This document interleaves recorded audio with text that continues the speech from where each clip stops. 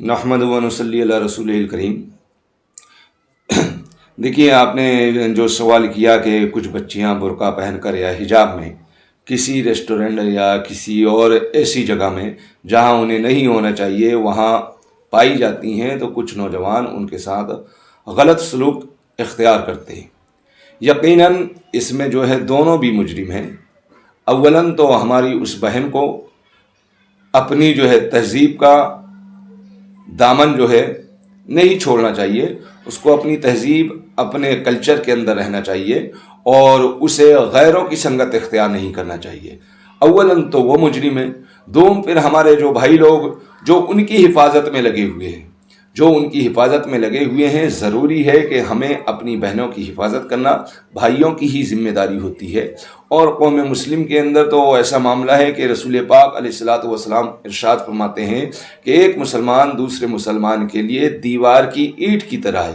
جس طریقے سے دیوار کی ایک اینٹ دوسری اینٹ سے جڑی ہوتی ہے، کوئی کسی سے جدا نہیں ہوتی، اسی طریقے سے قوم مسلم کے تمام افراد جو ہے ایک دیوار کے مثل جو ہے اسلامی نقطۂ نظر سے ہیں۔ تو یقیناً تمام بہنوں کی حفاظت کی ذمہ داری ہماری ہے، لیکن ہاں، ان کی حفاظت اگر ہم کر رہے ہیں تو اس بات کا ضرور خیال رکھیں کہ کہیں پہلے تو ان کا دامن غیر کے ہاتھ سے تار تار ہو رہا تھا، کہیں اس مرتبہ ان کی عزت جو ہے ہمارے ہاتھ سے تو تار تار نہیں ہو رہی ہے، کہیں ہم ان کے ساتھ بدسلوکی کر کے کوئی غلط میسج تو نہیں دے رہے ہیں کہ ہم ان کی حفاظت کے لیے گئے تھے اور ہم نے اپنے لیے مشکلات کھڑی کر کے آ گئے، کیونکہ اسلامی نقطۂ نظر سے یہ ایسا سلوک کرنا درست نہیں ہے اور کانسٹیٹیوشن آف انڈیا کے اعتبار سے بھی ایسا سلوک درست نہیں ہے۔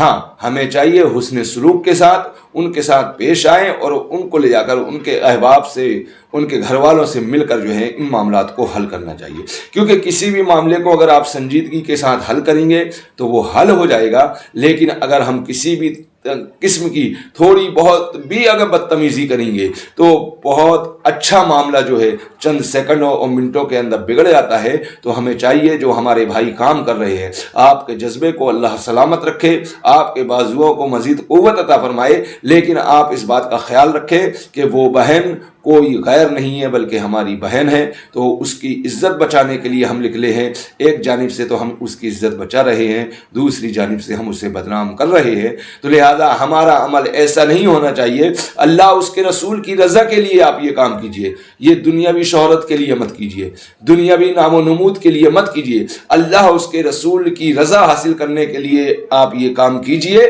تو پھر فرمان خدا و فرمان مصطفیٰ کو اپنی نگاہوں میں رکھ کر آپ یہ کام کریں گے تو انشاءاللہ تبارک تعالیٰ آپ کو اس میں ضرور کامیابی ملے گی۔ اس سے آپ کا دامن بھی محفوظ رہے گا اور ہماری جس بہن کی زندگی برباد ہونے والی تھی، آپ کے حسن عمل سے ممکن ہے کہ اس کی زندگی برباد ہونے سے بچ جائے گی۔ بہتر نہیں کہ یہی نوجوان بستی بستی میں لیڈیز اجتماع کروائے؟ جو شادیوں کی رسم و رواج مہنگی کر دی گئی ہے، اسے سستا کیسے کیا جائے اس پہ کام کرے، ایجوکیشنل انسٹیٹیوشن کھلوائے۔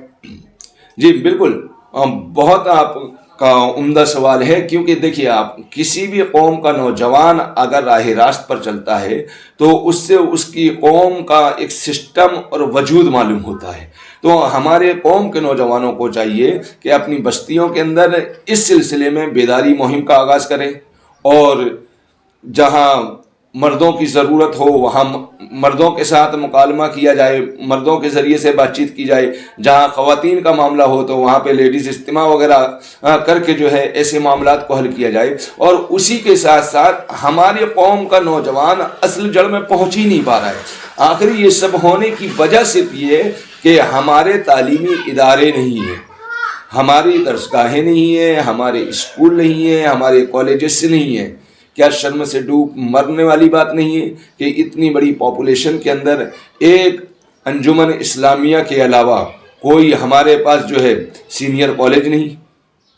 اور جو جونیئر کالج بھی ہیں تو جیسے کہ میں نے ابھی اس کے پہلے آپ کو بتلایا یہ سب 20 سال پہلے کے ہیں. تو 20 سال کی پاپولیشن اور ابھی کی پاپولیشن میں فرق ہے میرے بھائی. تو ہمیں پاپولیشن کے اعتبار سے تعلیمی ادارے بھی تو بڑھانا پڑے گا.